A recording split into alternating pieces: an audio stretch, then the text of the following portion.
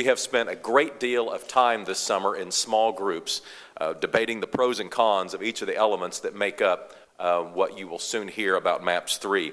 We will be calling a special council meeting later today. The agendas will be going out. That council meeting will be on Tuesday.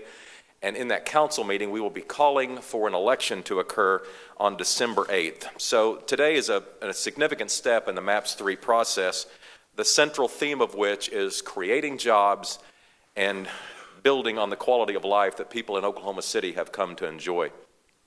This process really started back in January of 2007. You may remember that's when we opened the website maps3.org.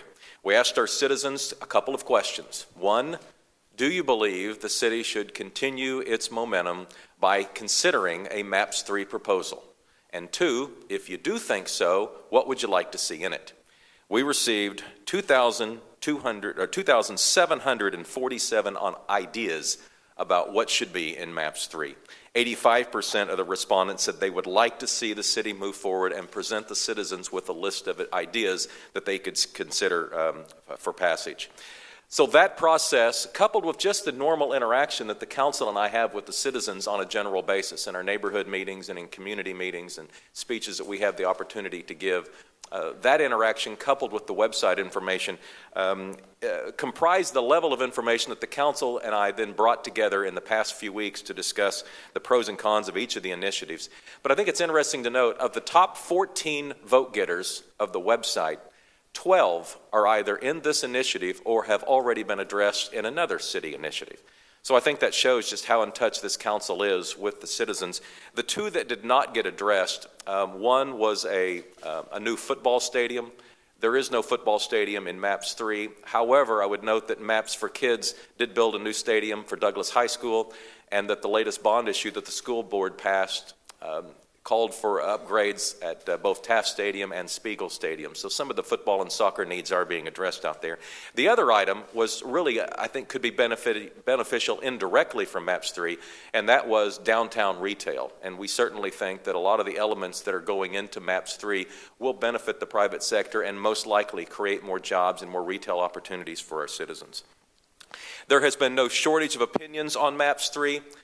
From my own perspective, the citizens really divide up in about 3/3. About a third believe that everything in MAPS 3 should be downtown. And there's about a third that believe things should be spread out all over the city. And then there's another third that believe it really shouldn't matter where it is, but rather we ought to select the sites based on where they make the most sense, and we ought to just choose the best ideas regardless of where they're located. So I believe you'll see that the projects that we're going to announce today can contain a nice mixture of those sentiments. And these types of initiatives are always difficult to pass. It's amazing to me that it's hard to find someone who voted against MAPS back in 1993. It's hard to find people that voted against MAPS for Kids, and it's hard to find people that vote for a lot of the initiatives that we know from one time or another develop levels of negativity that we deal with. And so I think it's a mistake for anyone to assume that although MAPS has been extraordinarily successful and MAPS for Kids has gone well, that just because this initiative carries the MAPS brand, that it will be rubber stamped by the voters. The citizens are going to look at this with open eyes. I think we've got a fair chance to communicate the benefits of each of these initiatives, but each of these projects is going to have to stand on its own. And our citizens are going to make up their mind regardless of past success. And we feel like communicating the messages behind MAPS 3 is going to be very important to getting this initiative passed. I also ask that our citizens not rush to conclusions when they hear the projects. I myself remember back in 1993 when I went to vote on MAPS, and I thought there was this crazy idea about building a canal in Bricktown. And I had a tough time figuring out if the water would really stay in it or why it was necessary. But imagine now Bricktown without that canal. But I tell that story just as a reminder that it takes a lot of information for a voter to have all of the information they need to cast an educated vote. And we're going to spend the next 2.5 months with a series of press opportunities to try and communicate why each of these elements will both create jobs in Oklahoma City and also increase the quality of life. With that, I will announce the elements that will be on the MAPS 3 initiative.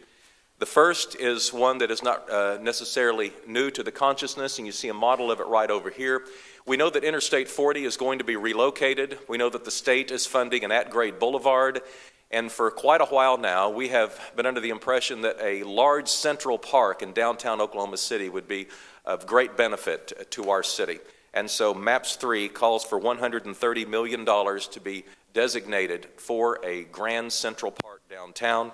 It will be about a mile long and will go from the core of downtown to the shore of the Oklahoma River. It is the result of the Core to Shore Planning Committee, and there are more details in your package today. Item 2 that I want to mention is public transit. We can envision a futuristic day when we have commuter rail between Edmond and Norman and perhaps lines east and west. We can envision a day when perhaps high-speed rail brings people in from Tulsa and Oklahoma City. There are all sorts of types of rail initiatives that we believe are a part of Oklahoma City's future.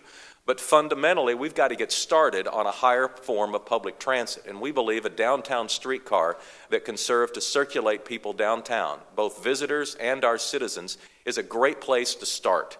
And so we intend to build a downtown streetcar system 5 or 6 miles in length. By current standards, it would be the most significant public streetcar system in the United States, although I think some other cities may be expanding theirs and might ultimately eclipse what we're going to be doing with MAPS 3. Nonetheless, MAPS 3 will include this downtown streetcar system that will also address rail opportunities to connect Tinker Air Force Base and perhaps the Adventure District. But a lot of the funding for rail and public transit comes from other sources. What we have put in MAPS 3 will make sure that we can do something that we're proud of, and even if we've received $0 from the state or other municipalities or the federal government, we think we can do a rail project that the citizens of Oklahoma City will be proud of. Item 3 is a downtown convention center. We have known for many years that our current convention center needs were just not able to be competitive with our peer cities. We know that we lose convention center business today because of inadequate facilities.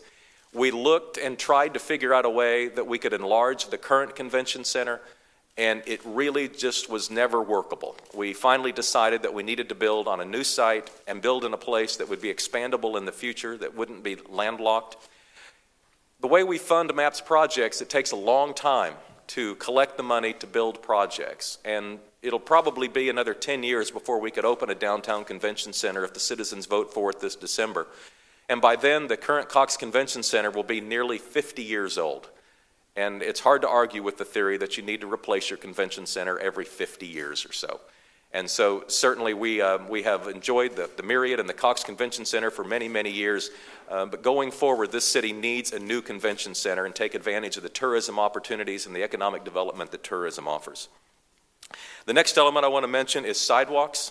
You may remember in the bond issue that we put together 2.5 years ago, we have a considerable element for sidewalk. I believe over $50 million was designated for sidewalks, and those projects are taking place throughout the city.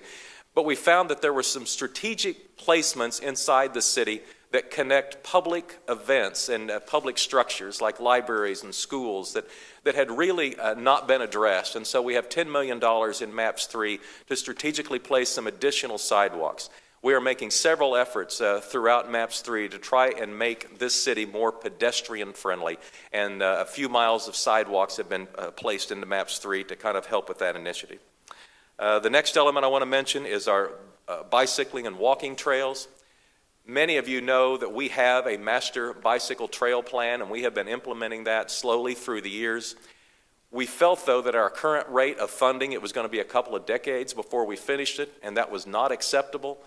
In our effort to be more a healthy community and to prioritize people getting out and exercising, we have decided to place $40 million for the Master Trail Plan into MAPS 3. This will fundamentally complete the Master Trail package that we've been working on for over 10 years and would have been working on for another 2 decades had it not been placed into MAPS 3. The next project I want to mention is improvements along the Oklahoma River. We have seen great benefit in recent years to the rowing and kayak and paddle sports and the opportunities that they're creating along the Oklahoma River.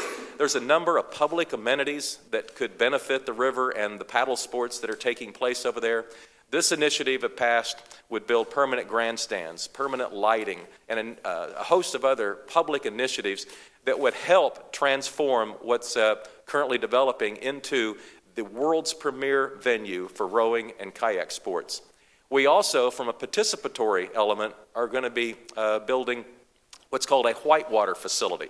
Now, this is fairly new, fairly cutting edge, and there are very few of these around the world, but basically it allows our citizens to get into a whitewater type situation in a man-made structure, and I think there's a certain element of our community that's really going to appreciate the opportunities that this allows. We don't have a specific site for this, but it would be somewhere near the Oklahoma River. The next one I want to mention is health and wellness aquatic centers for senior citizens. This project will build multiple health and wellness centers for our senior citizen community. As you know, we are a community that is evolving into an area that prioritizes health to a larger extent. These types of centers have been very successful in other parts of the country. We'll be communicating more information, but in general, it allows our senior citizens an opportunity to stay healthy and to congregate and all sorts of social and healthy activities. And we anxiously look forward to siting those facilities at different parts of the city and the cooperation with the private sector and how those things are going to ultimately operate. And the final project I mentioned is improvements to the Oklahoma State Fairgrounds. We have $60 million in there that will fundamentally, if not totally, almost complete the master plan at the fairgrounds. We have seen aging infrastructure at the fairgrounds for many, many years. To a large extent, the fairgrounds infrastructure is the same fairgrounds I visited when I was a child going to the fair, and a lot of that needs to be upgraded. Most of these improvements will address the types of amenities that you would visit when you go to the state fair in September or October, or when you visit one of the shows like the arts and crafts shows or the gun shows or the antique shows. A lot of those facilities need to be upgraded. A few years ago, we passed an initiative for the fairgrounds that largely addressed the horse show area. And of course, we've been successful in retaining the horse shows. This state fairgrounds improvement package is more related to what our citizens do when they visit the fairgrounds. And to a certain extent, the fairgrounds may be the most inclusive element of all of the MAPS 3 packages. Different parts of these amenities appeal to different segments of our community. But certainly the fairgrounds is a fairly inclusive opportunity because a large percentage of our citizens visit the fairgrounds for one reason or another every year. That concludes the listing of the projects. I want to specifically thank our city staff. City Manager Jim Couch is here today. Jim has been working on this tirelessly with us now for a couple of years. Let's see it.